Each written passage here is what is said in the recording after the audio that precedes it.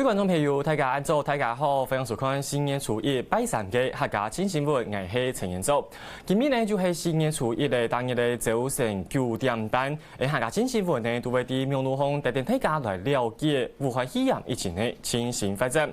今日呢又系一整年嘅新鲜嘅开始，伫新年初一夜时间呢，有同多新嘅厨师就要准备来试食哦。不过呢，伫一开始之前呢，ND 鸦片嘅限后我有一件事情我同大家来提醒，来看到一个器官所嘅名节目，就讲一个新年初一啦，系可能系有同人做一个华语讲嘅愚人节，咪就系客家用讲应该系偏人节。大家呢，伫夜时节可能会有同朋友讲笑啊，安尼来搞成绩安尼。不过呢，器官处就特别提醒大家，希望呢大家伫近别时间呢，唔好呢用一个武汉肺炎嘅疫情来讲笑，来传一条假消息，形成假使讲伫庙路巷传相关嘅假消息，唔可能呢千个为本人发300万元按到位罚金哦。像喺啲先前啊，就人伫庙路巷见讲，像係。唐讲啊，有人喺啲内有哪条确诊炸啲内发通啲哪间学校啊，哪间员工啊，有人确诊特别到武汉肺炎，都害民众未动降，未造成一啲防疫嘅困难。故所呢，器官署咪特别提醒啲近比新年初一嘅时节，提醒大家真唔好用武汉肺炎嚟讲笑，形成也根本都唔好笑哦。好，看你哋一啲器官署嘅提醒过后，我来关心近比有哪一条新嘅措施，我来公布事实哦。就对一个其他报纸嘅头版。头条蛋糕来看到，从一啲苹果日报嘅蛋糕呢，主要讲到嘅交通部嘅片宣布对近比起司所有从台中运输公建人都强制爱戴罪人咩？所以讲呢，认真讲，啲廿一波嘅台湾竟发生一啲朗上嘅沙期传播事件，都見呢有同到確診案例到一下都望潛到感染面咯。呢啲方面一啲沙期傳播風險，故所呢一啲交通部佢主要宣布嘅，從坐捷運啊、坐火車、韓國有坐一啲高鐵一條，所有民眾都係強制戴罪人咩？佢哋早晨呢一啲交通部之中就有本媒體問到，假使有民眾一條就會讓唔戴會有相關嘅法節目。交通部嘅片就回應講，而家呢針對一個部分啊，其實係冇強制嘅法則咧。唔過假使民眾真見唔係冇戴罪咩，嘅政務人員可能就會唔並認真，就冇辦法坐一啲台中運輸公司哦。那麼呢，就係依個大家情關係面講，就係一下呢，我增加一個防疫嘅力頭，我用嚟做咯。啲錯別時間呢，指揮中心佢就有宣布嘅壓力沙高距離嘅相關規範，就係講重複度嘅空間，為保持1.5公尺按樣距離。啲外背嘅空間，大家呢相互之間為保持1公尺按樣距離，希望呢來增加一個豐富嘅力頭。咁嚟看一下，呢一個報道來關心詳細嘅做法。為用嚟做呢？對抗疫情，防治新型冠狀病毒切開來，疫情指揮中心參考國家規定，定出防疫期間人同人之間應該要有社交安全距離。你在室外至少要1公尺，在室內至少要1.5公尺。那如果有些區域比較特別的，沒有辦法維持這樣的距離，那就請一定要戴口罩。其實係百貨公司每時嘅發現器械是判改做下有透明嘅甲板，係講係從車隊個相互之間距離保持到1公尺半，還是左右兩片，可能是違反規定呢？就大概是他在這裡，我在這裡的，就很遠，我覺得會太遠了，不太 OK， 就很麻煩啦。因為想大部分係納前也係點穿將會排列，前後距離安全均正咯。因此，省內指揮中心規定，起碼有1公尺半，排列通線減怕為更加長。應該差不多這樣子吧，超過了吧，超過1公尺了吧，會不自覺靠近，就想說，前面沒人，我要趕快向前排隊啊。那最近呢度民眾排列買專員，戶外排列排正常，前後距離做下冇1公尺，下只排社交距離甚至拖時良好，按你排列方式做下違反規定。不過指揮官時中表示，也係用軟性嘅方式來執行。還是可避發生特定的情形，還係會有硬性的處分。在有時候特定的情況發生的時候，我們就採用這個剛性的方法。好，那時候剛性的方法當然就有相對的一個處分。社交距離限制規定，其實關於航空業，包括發航、商用、台灣復航，已經開始做咧。包括規劃開台嘅排列通線，要求人靠排列嘅時節，起碼隔2公尺。桃園機場每時嘅用餐區會嘅間隔未變態，另外參與連續2年期間，每度係做到社交安全距離，總體未先買或出門嘅位。在这评估，以兵车载客量超过500个人，来强制要求离开队职员将是出车。记者王立伟、彭耀祖、江秀元综合报道。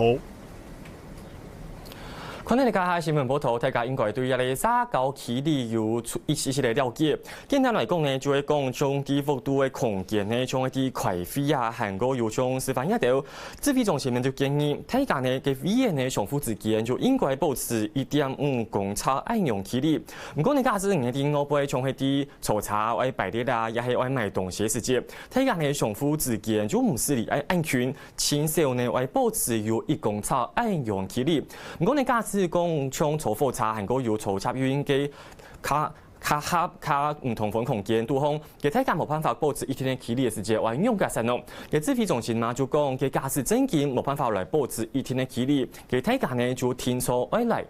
带最尾。嘅安用嘅相关嘅管制措施，其实呢也一步嘅，因正国际疫情基建都严重，故所呢有同多国家都基建安用来做嘅，因为看到其他国家做法係乜嘅咯，像係啲耶路撒冷鸦片嘅民众，嘅亞條當然都會祈禱。啲亞條祈禱時節，其實呢政府單位沒有規定一天嘅沙高距離，從大家安尼為白白企嘅時節，還係為保持差唔多有1.2公尺安用距離哦。然後呢，從印度政府喺部民眾啲買東西時節，啲記錄上就有放一類安用嘅眼鏡呢。大家呢啲買東西時節呢，就要企啲一啲眼鏡嘅地方來擺啲咧安用呢，將會安全，將會較安全，唔會增加特別多風險。韓國將香港鴉片，香港呢啲傳統鴉片，大家就會看到。啲店家主流有地嘅做店就按用膠帶攞佢夾起來，就係唔本人坐。希望呢大家坐到較遠地位、較快地位來保持距離，按用呢對大家空間來講真係較好嘅。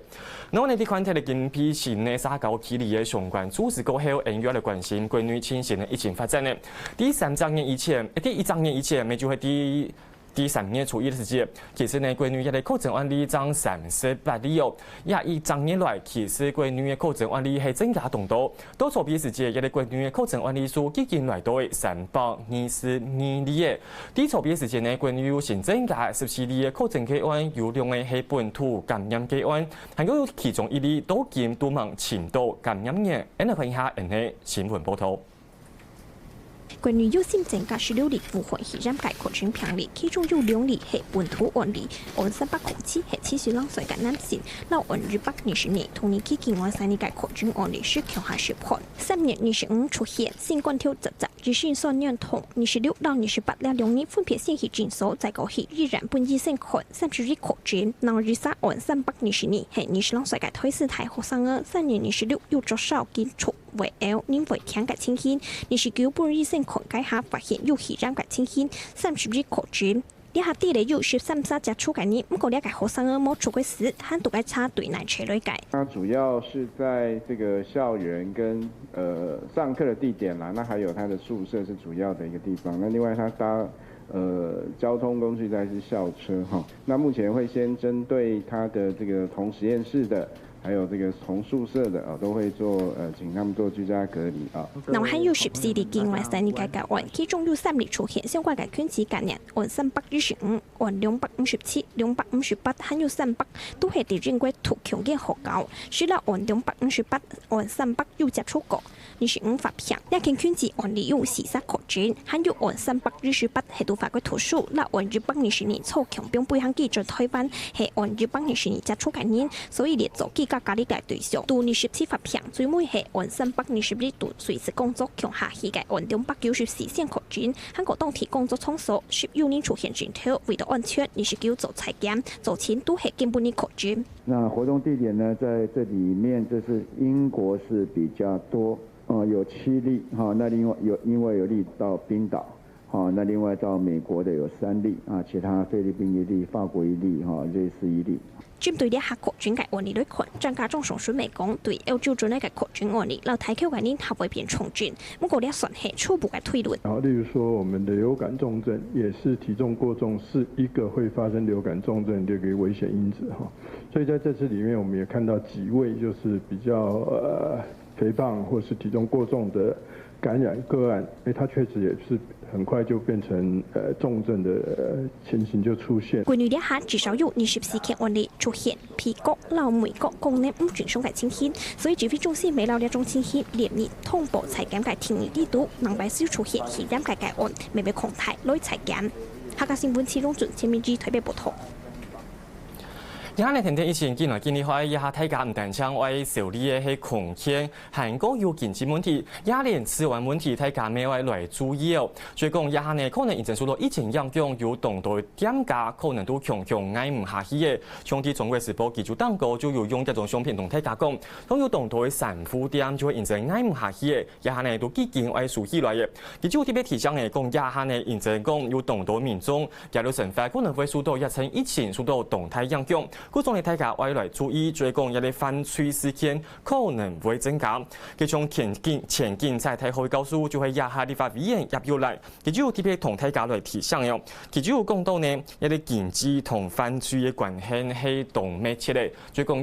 假使大家成法都講唔下去嘅，可能乜嘅事情都做會出來。希望呢大家要來注意一啲治安問題。針對一啲問題呢，籌備指揮中心就有本記者問到，佢就講到，其實呢亞下關於從係競爭單位還係同3網來做，政府呢冇認真一啲防疫咯，就冇注意到一啲治安嘅問題。嗰種呢提倡大家唔是太高效。唔過呢，雖然指揮中心按用講，唔過還係有專家提倡嘅。佢因為講，佢政府唔提倡為3網來做好防疫，佢可能啲壓力紓困政權嘅部分，未為同佢做好來減少大家壓力，疫情對大家經濟生活嘅影響。針對按用部分呢，佢政府呢下就幾件來幾天呢，為了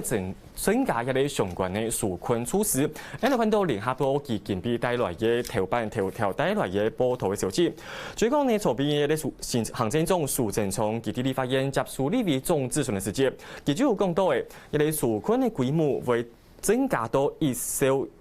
兆元按多。從前一波時節咧，本單嘅行政院係公布，嘅關於嘅紓困金呢，大概係1000億元按多。唔過呢，一下呢，受到一啲疫情對大家影響係見來見太大。故此呢，行政長蘇貞昌佢哋籌備嘅時節呢，就有回應講會增加相關嘅一啲紓困嘅措施哦。從係本單嘅1000億元，嘅政府呢，還會搶亞條中央銀行，還有搶郵政嘅亞條相關呢。韓國從亞條公益嘅銀行一種銀行哦，我哋提供7000億元按度嘅貸款嘅金額，俾民眾來貸款哦。韓國有另外呢，下來行政院呢，每位這個特別提出1000億元按用嘅紓困金，總共嘅價嘅預算規模為到1兆元按度，希望呢做啲膨脹，也嚟疫情對經濟影響。針對按用部分，其實朝野立委都同支持哦。不過呢，國民黨啲亞方面呢，係特別提醒政府嘅，希望呢大家唔好搶注意到亞條調解部分。認真講呢，也有當地勞工可能會受到疫情以前就來了無薪假、未無損因為可能呢對家庭生活沒有動態影響。故種呢，有啲國民黨方面就特別提醒政府，為針對亞條失業勞工，來注意來照顧家庭，也係國民黨方面對紓困措施做出來提醒。那我哋啲國際方面呢，疫情方面呢，就講認真亞一波嘅。台灣對發生疫情都嚴就做到同好，故所呢自由時報記者有講到嘅，第一場疫情當中呢，其實美國同台灣合作咪係見來見到，美國嘅片呢就有講到嘅，針對今年嘅 WHA 大會，記者講嘅，希望呢美國嘅片會盡全力聽取台灣參加世界衛生組織。所以講呢，認真講，一啲疫情台灣嘅餐前安排相關嘅做法，像係啲邊境管制措施啊，還有最嚴嘅總的出口亞條相關措施，其實呢都做得問題係關於佢嘅時效，對防疫每當有幫助，對國際來講。對國際來講呢，台灣嘅做法咪係當到人嘅好用哦。故所呢，針對按用情形呢，嘅美國嘅片就認為講，台灣啲防疫、啲世界衛生、共享衛生也部分，做嚟啲國際上來盡一份心力。故所呢，會盡全力同台灣來聽數參加世界衛生組織。不過針對美國嘅態度，嘅立委還係動手哦，就係講。雖然講呢，亞嚟台灣係有希望參加，亞嚟啲美國嘅聽數下係有希望來參加。参加的世界卫生组织相关的机会有卡太哦。不过呢，加条清小就讲，认真讲，这个 WHO 也下呢係用肺炎国的制度，加上呢台湾正經我來參加這個 WHO 的相關組織的會議，還係會經過所有的肺炎來打票。認真呢，這個肺炎可能係會受到這個中國的影響動態，故種呢一部分還係可以來觀察咯。以上呢就引見比同大家來整理嘅新聞重要消息。等下以下呢第10點半的時間，總統蔡英文佢會喺總統府來發表談話，為針對關於近期呢紓困措施，還有面對疫情呢因應做法來發表談話。而下個新新聞，每位啲全場同網友啲網絡上來直播，向眾親朋友繼續來收聽。